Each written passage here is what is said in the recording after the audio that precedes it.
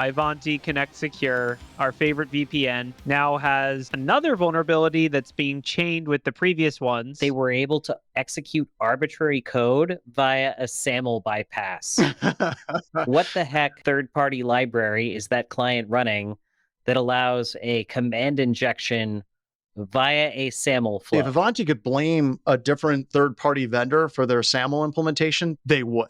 Like, they would absolutely be doing that. They decided that they were going to roll it homegrown. Cross-site scripting and SQL injection used to be a lot more popular before most developers started using libraries that, took care of output encoding for you and stopped trying to roll their own. Due diligence, if you're acquiring a company, you should demand a code audit. You should demand network threat hunting to see if that intellectual property is already being kicked out. Part of what happens here is you have an exploit in a device that opens up access to lots of people who previously never had access to this device. People who are good at finding bugs are now getting access to this via illicit means, and they're finding more stuff.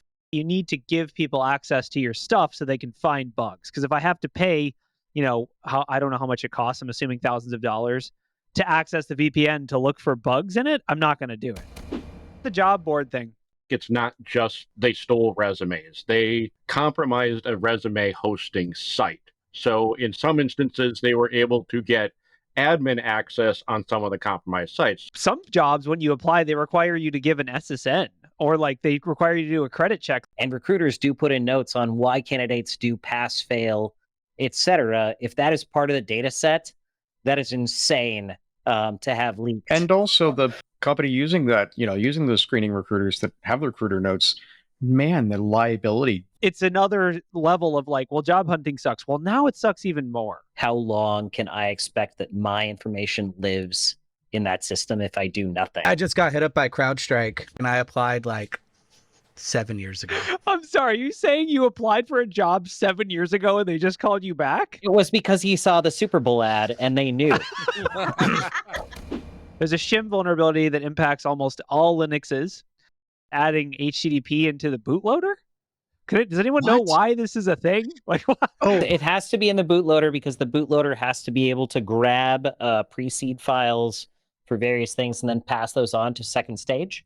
So any automation that's ever worked in ever has to be able to have HTTP as a protocol inside of stage 1. So there are patches out for this. So TLDR, patch your Linux stuff. I love the CVS score. It was 9.8. Even though it has a high score, it seems like that the use cases for this are kind of, I wouldn't say limited, but it's not like it's remote code over the internet and you break in, right? Correct. Yeah, it's local or MITM.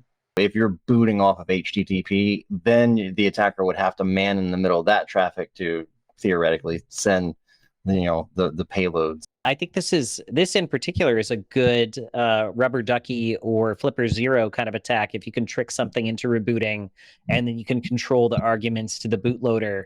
And a lot of people, believe it or not, to this day, still don't protect their bootloaders when they come up on the site. Right, you do full disk encryption, but the bootloader is unprotected. Do we want to talk about the Flipper Zero? Yeah, we should talk about it, yeah. I love the quote. Today, I announce that we are banning the importation sale of consumer hacking devices like Flipper used to commit these crimes. So there goes Raspberry Pis. There goes everything from Hack5. You can steal a car with a screwdriver. Are they going to ban that? There goes the Steam Deck. The Steam Deck. Law enforcement keeps making all kinds of noises about deciding that Flipper Zero is the equivalent of lockpicks. You ban the Flipper Zero, somebody's going to develop another device that's called totally not a Flipper Zero. Where is this going to go?